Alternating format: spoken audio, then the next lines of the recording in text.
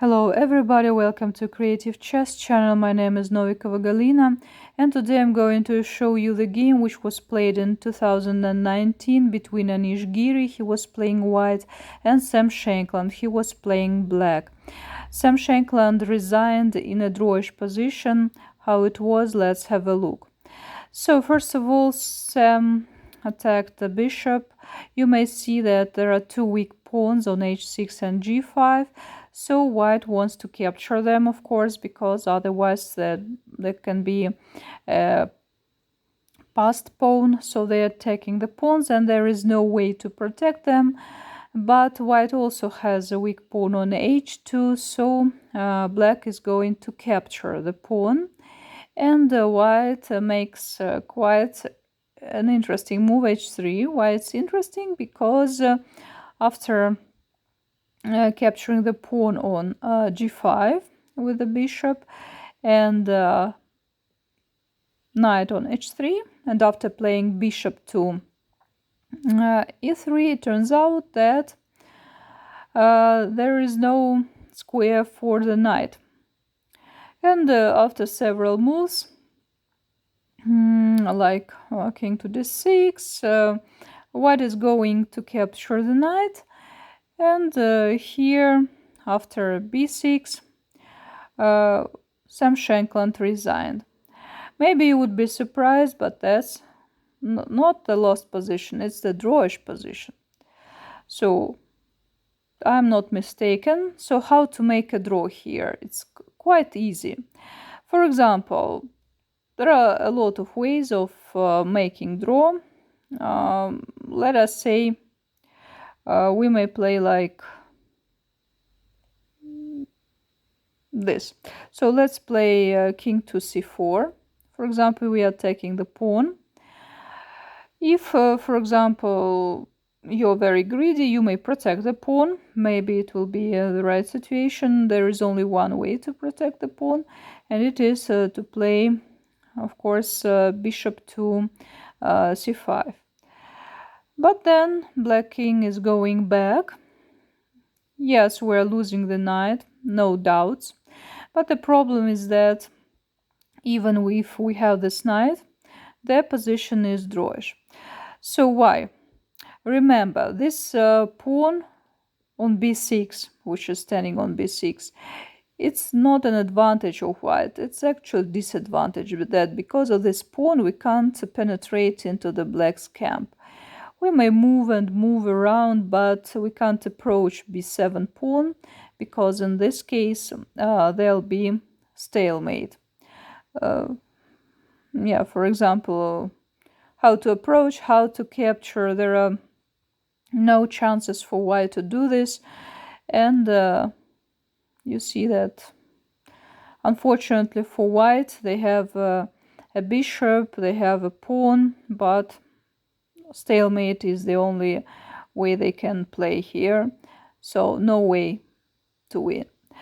So you see that Sam Shankland made it wrong that he resigned in that situation, because actually even without the knight the position can be saved. So let's have a look at some theory. In the case when the pawn is not standing on b6, don't put it there. When the king is far away, you can do it. For example, now you see that the black king is attacking two pawns. And here it's possible not to protect any of them. Of course, in future you'll need to protect, for example, on b4 or promote b6, protecting the pawn with the bishop. But now you may just approach with your king, because black's king now is far away, and it's quite easy to capture b7 pawn and later win. Black has an option which pawn to choose, but in both cases black is lost here. Let's say we take the pawn on b4. If we take on b5, then just bishop c5, protecting the pawn. Yeah, and here white is already very close to b7 pawn, and they're easily winning. No problem, bishop is protecting pawn on b6, and after king goes to a6, king goes to c7. You see Zugzwang. Black has to go away, and white captures the pawn on b7. So that's easily winning a situation. Let's now return to their previous position and have a look, a precise look at this. So just remember, in this case, never play b6. Why? Because in this case, it would be impossible to capture the pawn on b7. Because b6 square in some variations is the key to penetration into the black's camp. But here, so b6, bad idea. King to g4, great idea. You need to go ahead with your king. And okay, let's again try to play, for example, to capture this b5 pawn. But anyway, it doesn't help much because so everything is carefully protected, everything is fine, and there is no problem here. And winning again very easily, yes, just capturing the pawn and winning the game. So, but what happens if the pawn is on b6, you might ask me. And in this case, the pawn is standing on b6. In this case, that's the draw. Unfortunately for white, again, it's the same like with the game Anish Giri Sam Shankland. There is no way to capture the pawn on b7, and that's the draw.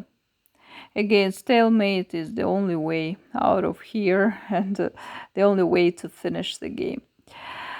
So that's why we may have a question. Why then in the game Anish Giri played b6? Maybe it was a better idea to just leave the pawn on b5.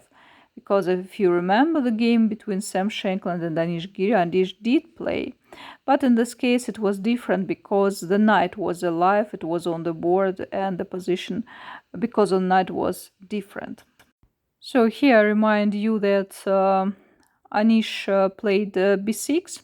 We have just seen that it's not a good move here, but it's a little bit different because here is the knight.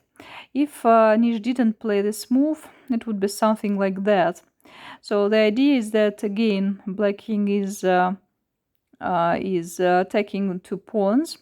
And after this, anyway, we have to go b6.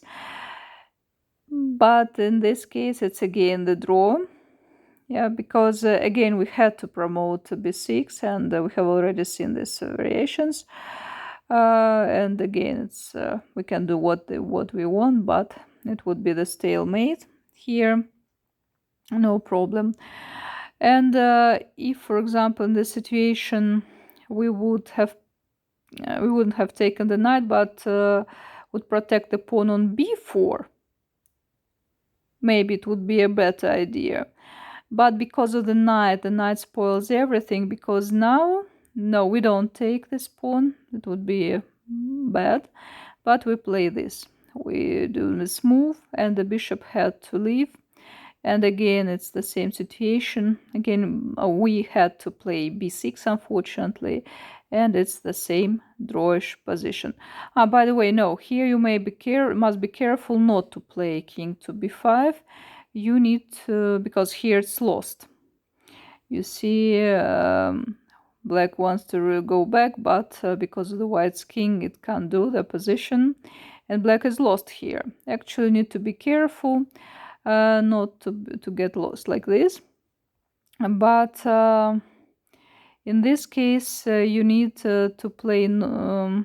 Yeah, so after b6, yes, we decided then you shouldn't do this move, but you should go to your white opponent, take then a position, and that's the draw now. So that's why Anish played, I think, b6, because anyway, so the position was drawish, but Sam, I don't know why, maybe he was tired, he forgot something, but in a completely drawish situation, he resigned. You see, as it's very important to study endgames, and soon I'll make videos with the endgames of different kinds, with bishops, pawns, of course, rooks, and so on. And today I just wanted, it was like an introduction for you to my video. I just wanted to show you the importance of learning end game techniques. So guys, that was all for today. Thanks for watching me. See you in my next videos. Please subscribe to my channel. I'll be very happy. So thanks for watching me. See you soon. Bye bye.